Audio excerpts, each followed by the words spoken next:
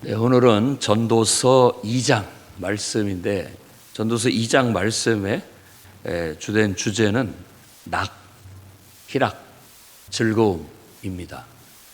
그러니까 결론은 이제 어떻게 이 분이 내고 있는지를 한번 살펴보도록 하겠습니다. 일단 처음 서두에 선언을 합니다. 내가 시험 삼아서 한번 해봤다. 한번 인생을 즐겁게 재밌게 한번 살아보자 라고 해봤는데 결국은 이것도 헛되다 라고 그렇게 결론을 내립니다. 그러니까 이제 2절부터 10절까지가 그거에 대한 논증이 쭉 이어지고 있고 그 결론은 11절에 이제 다루고 있습니다. 일단 웃음, 미친 짓이다. 미친 것 같다 이런 얘기예요. 웃고 사는 거, 늘 즐겁게 막 이렇게 사는 거 보면 좀 미쳤나? 그런 거죠. 근데 가만히 보면요, 똑똑한 사람들이 그렇게 즐겁게 살기가 쉽지 않습니다. 그런데 좀 정신이 약간 좀 부족한 사람들, 이런 사람들은 오히려 즐거워합니다. 오히려 즐겁게 살아요. 여러분은 어떻습니까? 늘 웃고 이렇게 즐겁게 삽니까? 아니면 늘 심각하고 신중하고 그렇습니까? 그리고 늘 즐겁게 산들 그게 다 무슨 소용이 있는가라고 얘기해요. 항상 끝은 죽음이에요. 죽음 앞에 우리 인생을 봤을 때 즐겁게 산들 그게 다 무슨 소용인가? 죽으면 끝인데 라는 말처럼 들립니다. 그래서 그것도 헛되다라고 그렇게 말하는 거예요. 내가 깊이 한번 생각해 봤다. 어찌해야 내가 항상 지혜롭게 행동하고 또 내 몸도 내 욕망도 어떻게 하면 즐겁게 최대한 즐겁게 할 것인가. 술로 내 육신을 즐겁게 하자는 말은 그런 뜻이라고 볼 수 있어요. 먹는 거든지 또 내 육체적 욕망이든지 뭐든지 최선을 다해서 최고로 내 몸을 즐겁게 하는 것은 무엇일까? 또 인생을 살아가는 동안에 어떤 것이 선인가? 이런 것들을 터득하면서 선하게 최대한 내 어리석음을 떨쳐버리고 선하게 살려고 굉장히 골똘하고 그렇게 그 방법을 찾으면서 그렇게 살려고 노력을 했다. 그래서 어떻게 했느냐? 내가 산업을 크게 했다. 그러니까 산업을 크게 했다라고 한다면 요즘 말로 한다면 사업을 크게 벌렸다라고 할 수 있겠죠. 집을 짓고 포도원을 일구고 또 동산과 과원을 만들고 거기다 과목을 심고 물을 주기 위해서 또 연못을 파고 남녀노비들을 사서 일꾼들을 많아지게 하고 누구보다도 소떼와 양떼 또 많이 소유하고 가졌다. 그러니까 그냥 은, 금, 보배가 풍성하게 쌓이고 늘 잔치하기 위해서 노래하는 남녀들과 또 처첩들도 아주 많이 두었다. 내가 창성하기를 예루살렘에 있는 그 누구보다도 내가 창성했다. 그래서 내가 원하는 거, 내 눈이 원하는 거, 여기서 내가 원하는 걸 마음이라고 하지 않고 눈이라고 했다라는 것이 좀 특징적이에요. 이런 게 그들의 사고방식이 눈과 마음은 연결됐다라고 생각한다고 볼 수 있습니다. 내 눈에 원하는 것은 다 해봤다. 내 마음이 즐겁다고 느끼는 것들은 다 해봤다. 내가 이 모든 이 산업을 벌리고 이렇게 큰 부를 이루고 하고 싶은 거 다 해보기 위해서 살아왔던 이 모든 수고를 내 마음이 기뻐했다. 성취감, 어떤 내적인 기쁨을 맛봤다. 그게 내가 수고한 것에 따른 나의 몫이다 라고 그렇게 여겼다는 거예요. 얼마나 이게 멋진 삶입니까? 나름대로 우리가 말하는 성공하는 삶에 대한 묘사라고 할 수 있겠어요. 근데 결론은 11절에 그 후에 내 생각, 이제 나이 먹고 늙고 죽음을 앞두고 있는 상황이라고 생각해 볼 수 있습니다. 내 손으로 한 모든 일과 내 수고한 모든 것이 다 헛되어 바람을 잡는 것이었다 라고 그렇게 회상을 합니다. 해 아래 다 무익하더라. 나한테 뭐가 유익했냐라는 거죠. 그러니까 좀 약간 회의적으로 얘기를 하는 것 같아서 그런데 다시 말씀드리지만, 하나님을 내 삶에서 제외시키고 그냥 한 인간으로서 그냥 자신의 욕망대로 삶을 마음껏 성취한 사람의 죽음을 앞둔 순간에 죽음 앞에서 그 모든 것들은 다 허망하더라, 덧없더라. 결국 나한테 뭐가 유익하냐? 나에게 건강을 주느냐? 나에게 젊음을 주느냐? 나에게 영생을 주느냐? 아니다는 거예요. 결국 회상은 지혜롭게 사는 자나 어리석게 사는 자나 다 똑같더라. 죽음은 다 일반이다 라고 그렇게 회상합니다. 그래서 12절에서 17절까지 얘기가 죽음 앞에 모든 건 다 일반이더라. 자, 내가 왕처럼 또 왕이었고 왕으로서 삶을 그렇게 아주 멋지게 성공적으로 아주 최대의 국가적인 경제적 부흥과 성장과 또 백성들의 삶을 아주 그냥 풍성하게 이렇게 살게 만들어줬고, 자신도 정말 누구보다도 지혜롭고 총명한 사람으로서 많은 것을 일구었어요. 부를 이루었고 국방을 이루고 다양한 많은 것들을 일구었어요. 그리고 이제 나이를 먹고 늙고 죽음을 앞둔 이때 이것을 누군가한테 물려주잖아요. 이걸 물려주려고 생각해 보니까 이걸 물려준 대를 이은 왕은 이걸 잘 관리할까? 그 걱정이 앞서는 거예요. 이걸 이어받을 사람은 지혜로운 사람일까? 어리석은 사람일까? 라고 생각을 해요. 이 사람은 뭔가 특별한 것을 또 해낼까? 라고 생각을 해보지만 결국은 그도 나하고 별 크게 다름없이 옛날에 했던 일들을 또 하고 그냥 똑같이 나처럼 반복할 뿐이다 라고 그렇게 얘기합니다. 그러면서 죽음이라는 것 자체가 결국은 지혜로워도 인생을 잘 사는 사람이나 또 인생을 못 사는 사람이나 다 똑같이 찾아오게 됨으로써 삶이란 게 도대체 뭐냐?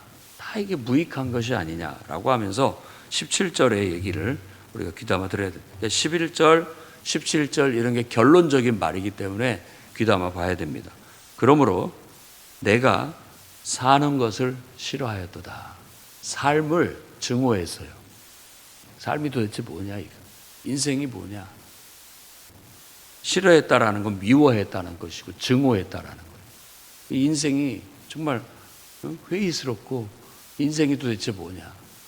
왜 태어나서 왜 이런 고생을 하면서 이렇게 살아가느냐라는 그런 회의감.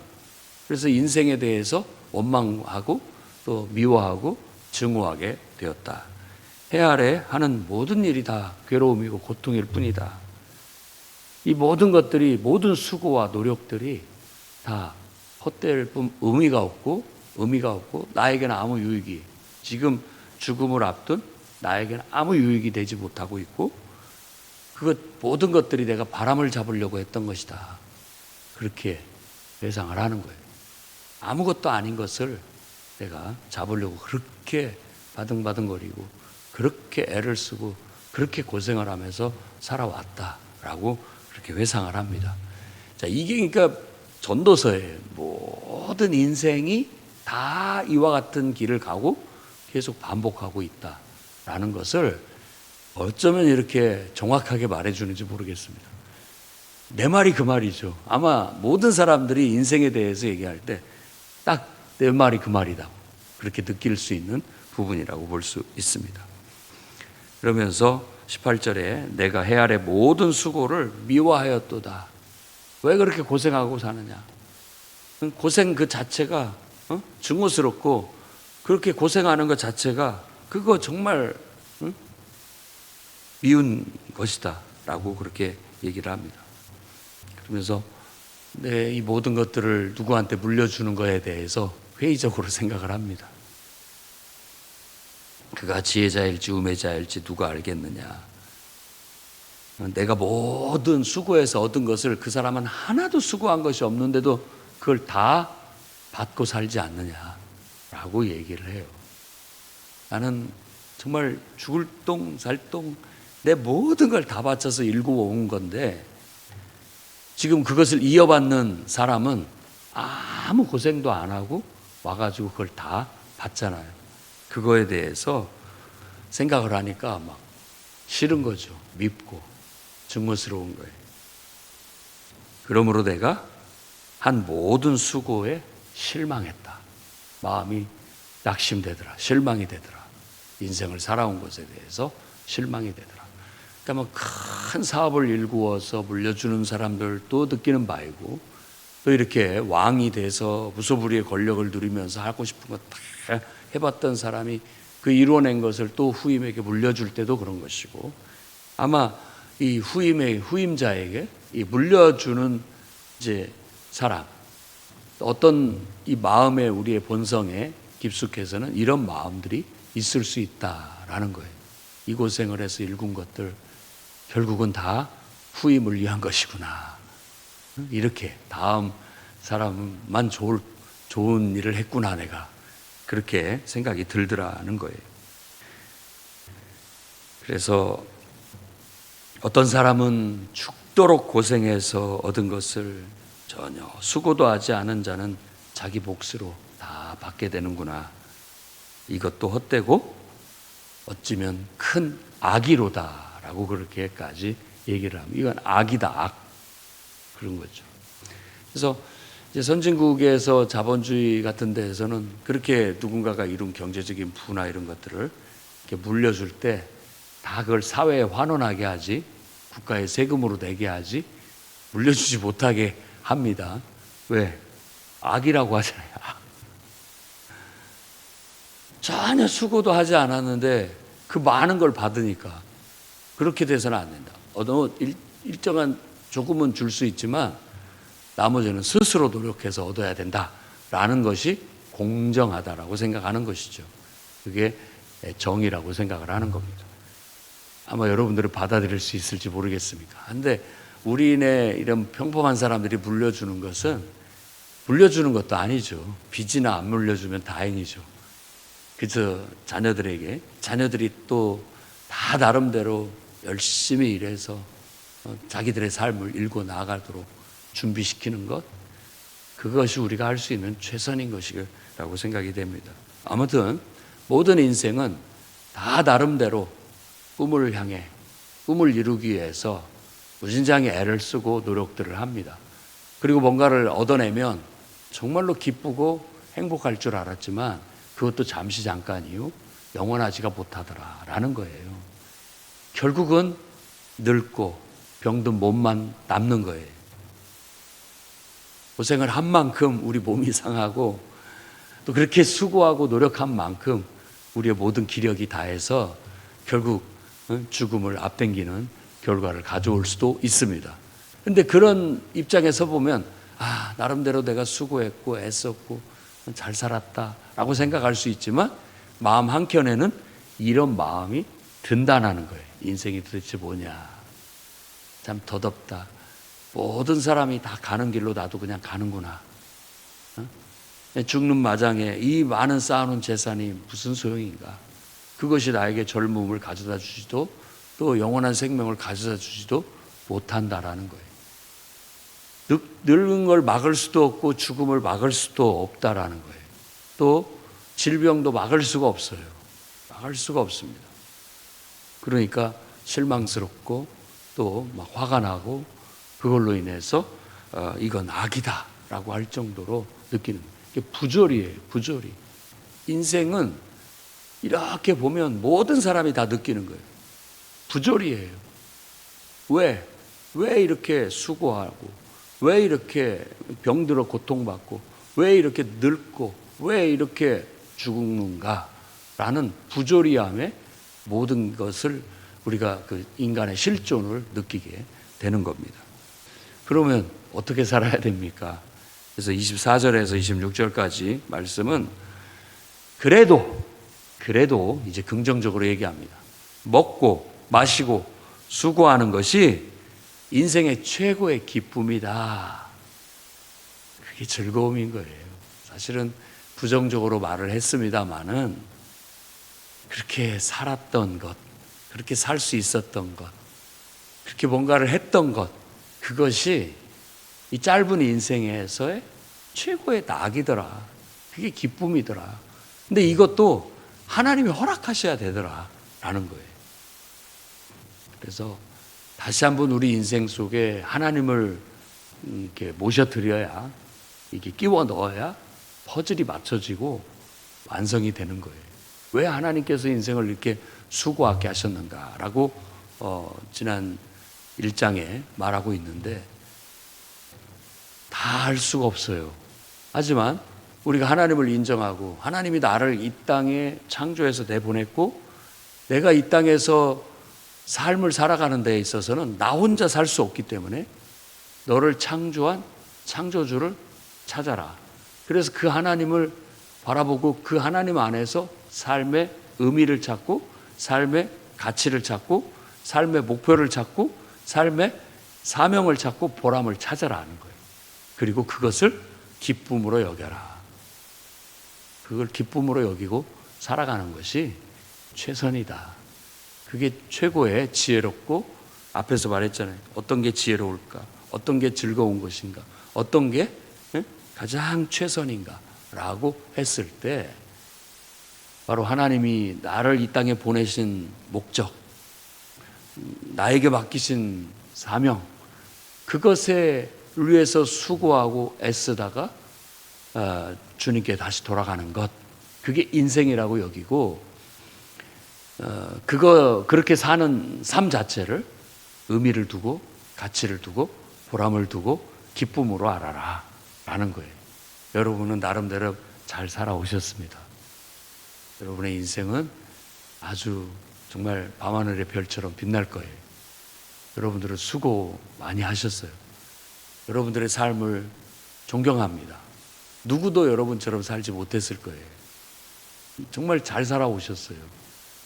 그렇기 때문에 모든 죽음 앞에는, 장례식 앞에는 고개가 숙여지는 거예요. 그들의 삶 자체가 많은 우여곡절과 수고와 고생과 온갖 눈물과 땀과 정말 그 희생과 헌신을 통해서 나름대로 인생을 살아왔어요. 본인들은 이런 마음이 들지 모르겠지만 그렇게 살아오신 거예요. 그럼 나는 잘 살고 있느냐는 거예요. 나는. 고개가 숙여지는 거예요. 모든 사람의 인생 앞에 다 고개가 숙여져요. 그 사람이 큰 부를 이루고 잘 살았든 아니면 정말 실패하면서 어렵게 살았든 그건 중요한 문제가 아니에요. 다 나름대로 인생은 존경받을 만한 인생입니다.